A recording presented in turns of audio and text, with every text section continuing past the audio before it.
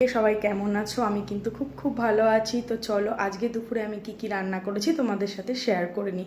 আর তোমরা কি রান্না করলে আমাকে কিন্তু অবশ্যই জানিও কমেন্টের মাধ্যমে।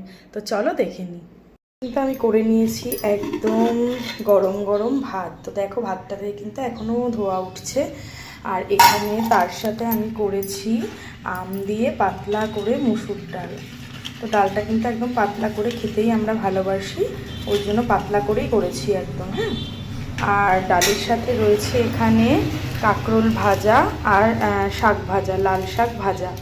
আর তার সাথে রয়েছে একদম লোভনীয়, এটা কি বলতে পারবে তোমরা, এটা হচ্ছে কলা পাতায় লোটে মাছের পাতুরি।